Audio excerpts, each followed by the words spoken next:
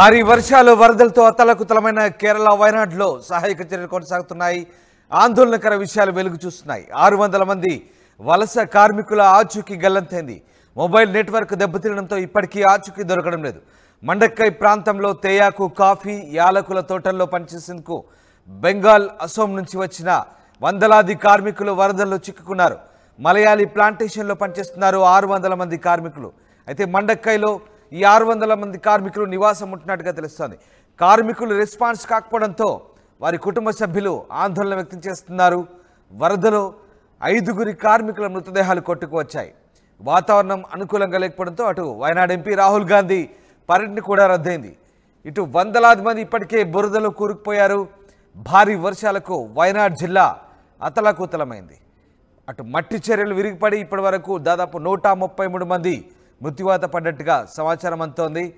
మెప్పడి, మండక్కై, చురల్మల, అత్తమల, నోల్పూజ గ్రామాల్లో దాదాపు 600 మంది వలస కూలీల జాడ తెలియడం లేదు. ఈ గ్రామాలన్నీ కూడా పూర్తిగా తుడిచిపెట్టుకుపోయాయి. మీరు చూస్తున్న దృశ్యాలు కేరళ వయనాడ్ జిల్లాకు సంబంధించి పూర్తిగా కొండ చర్యలు విరిగిపడి భారీగా ప్రాణ ఆస్తి నష్టం సంభవించింది. ఎక్కడికక్కడ గ్రామాలు దాదాపు 5 గ్రామాలు తుడిచిపెట్టుకుపోయాయి. అవన్నీ కూడా పూర్తిగా బురద, ఇసుక మెట్లలో కూరుకుపోయిన పరిస్థితి. దీంతో దాదాపు 600 మంది వలస కూలీల ఆచూకీ ప్రస్తుతం తెలియడం లేదు. మీరు చూస్తున్న దృశ్యాలు డ్రోన్ విజువల్స్. ఓవైపు డ్రోన్ విజువల్స్ చూడొచ్చు, పూర్తిగా ఏరియల్ వ్యూ షాట్స్. ఆ గ్రామాలకు సంబంధించి మట్టి పిల్లలు పూర్తిగా కొండ చర్యలు విరిగిపడంతో కొండ చర్యల కింద దాదాపుగా చాలామంది చిక్కుకున్నట్టుగా తెలుస్తుంది. అయితే ఇప్పటి వరకు 133 మంది చనిపోయినట్టుగా అధికారికంగా నిర్ధారించారు. ఇంకా 600 మంది వలస కూలీల జాడ తెలియాల్సి ఉంది. వీళ్ళంతా కూడా పశ్చిమ బంగాల్, అసోం నుంచి తేయాకు, అలాగే యాలకుల తోటల్లో పనిచేసేందుకు, టీ ఎస్టేట్స్లో పనిచేసేందుకు ఈశాన్య రాష్ట్రాల నుంచి వచ్చిన వలస కూలీలుగా చెప్తున్నారు. వీళ్ళ జాడ తెలియకపోవడంతో వాళ్ళ కుటుంబ సభ్యులు ఆందోళన వ్యక్తం చేస్తున్నారు. ఇప్పటికే మొబైల్ నెట్వర్క్ కూడా అక్కడ పనిచేయడం లేదు. సహాయక చర్యలు కూడా ఆటంకం కలుగుతున్న పరిస్థితి. ఒకసారి ఆ దృశ్యాలు చూడొచ్చు. ఎన్డీఆర్ఎఫ్ బృందాలు తీవ్రంగా శ్రమిస్తున్నాయి. పూర్తి స్థాయిలో సహాయక చర్యలో నిమగ్నమైన పరిస్థితి. కేంద్ర బలగాలు, ఆర్మీ కూడా రంగంలోకి దిగిన పరిస్థితి.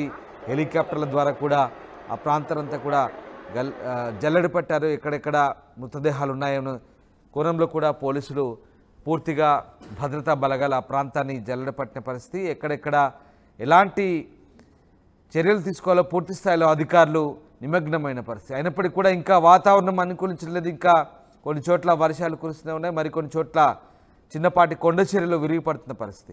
అయితే పూర్తిగా బురద మేట వేసి ఉన్న పరిస్థితి. ఇళ్ళకిళ్ళే పూర్తిగా బురదలో కూరుకుపోయిన పరిస్థితి. చాలా గ్రామాలన్నీ కూడా కొండ చర్యల్లో చిక్కుకున్న పరిస్థితి.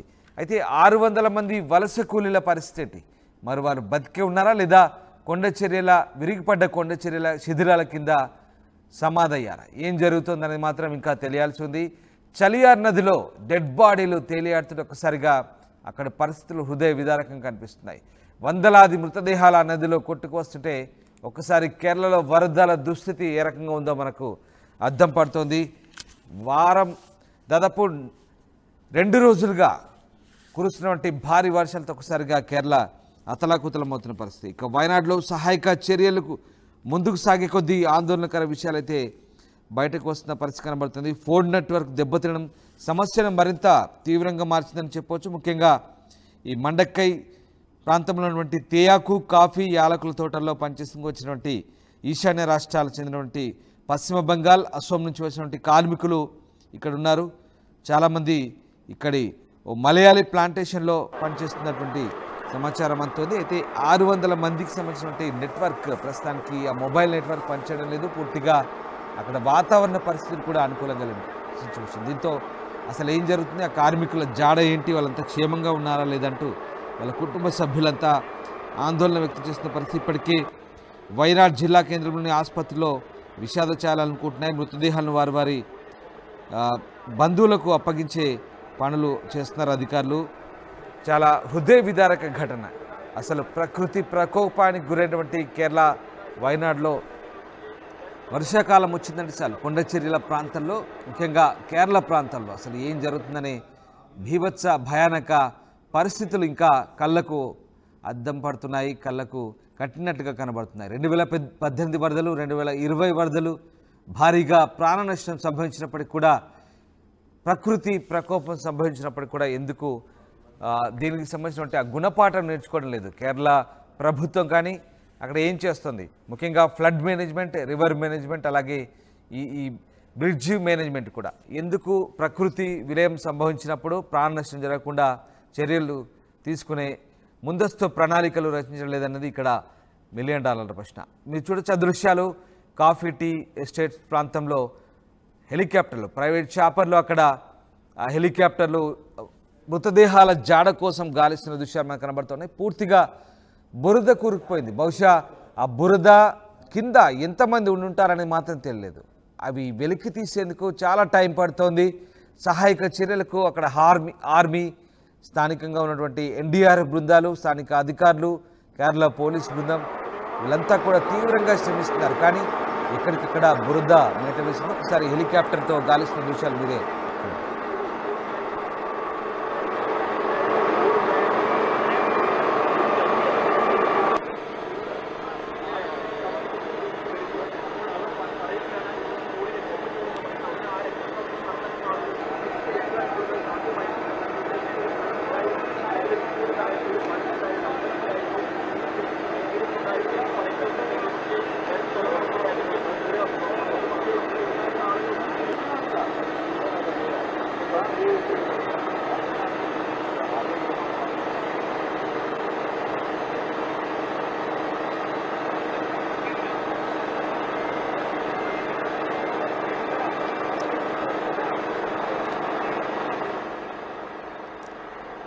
మీరు చూసిన దృశ్యాలు డ్రోన్ విజువల్స్.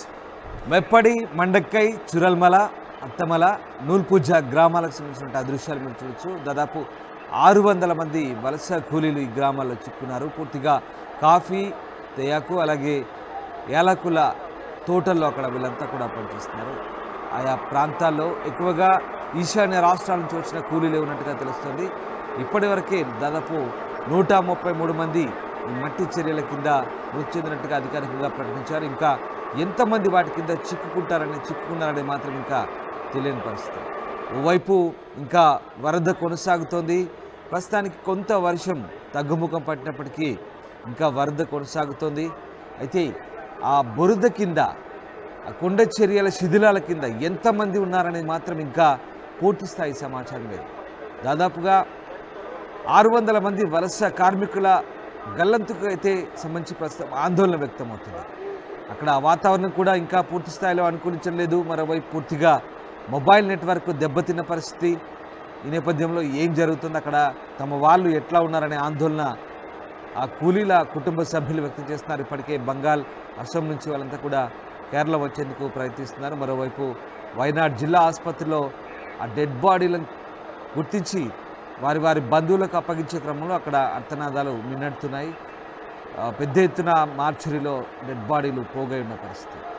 అసలు ఇంతటి ప్రకృతి ప్రకోపానికి ఒక్కసారిగా అర్ధరాత్రి ఊహించని కాలరాత్రిగా మారింది. సరిగ్గా రాత్రి 1 గంట ప్రాంతంలో మొదలైన భారీ వర్షం, కుంభవృష్టి, కొండ చర్యలు విరిగిపడంతో ఒక్కసారిగా ప్రమాద ఘంటికలు మోగినాయి. కొండ చర్యల కింద ఉన్నటువంటి గ్రామాలే తుడిచిపెట్టుకుపోయిన పరిస్థితి. ఎన్డీఆర్ఎఫ్ సిబ్బంది చేసినటువంటి సాహసం మనం చూడొచ్చు. అత్యంత రిస్కీ ప్రాసెస్ అది, చాలా రిస్క్తో కూడుకున్న ప్రక్రియ అయినప్పటికీ కూడా ప్రాణాలకు తెగించి వాళ్ళంతా కూడా అక్కడ సహాయక చర్యలు కొనసాగిస్తున్నారు. నిజంగా చాలా హృదయ విదారకమైన, అత్యంత సుందరమైన, మనోహరమైన కేరళ. అసలు ఏం జరుగుతుంది, కేరళ దుస్థితికి కారణం ఏంటి? ప్రకృతి వైపరీత్యాలు సంభవిస్తాయి, దాన్ని ఎవరు కాదలే. కానీ ఈ వైపరీత్యాలు ఎదుర్కొనే ప్రణాళికలు ఎందుకు ప్రభుత్వం రచించలేదు? గత దశాబ్దాల కాలంగా కేరళలో ఇదే పరిస్థితి.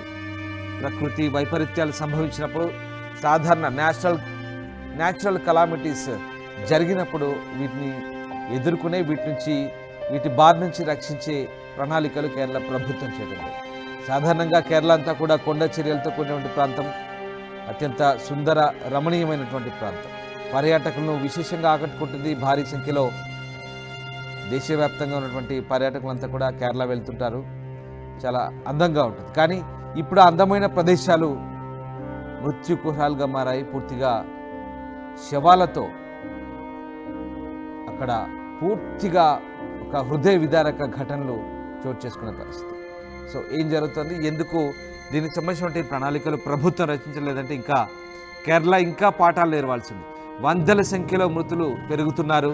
2018 వరదల్లో దాదాపు 450 మందికి పైగా మృతి చెందారు. 2020లో 104 మందికి పైగా మృతి చెందారు. ఇప్పుడు తాజాగా 133 మంది చనిపోయారు. ఇవి కేవలం అధికారిక లెక్కలే. అనధికారికంగా ఇంకా ఎంతమంది చనిపోయారు ఆయా సందర్భాలు అనేది దానికి లెక్కలేదు.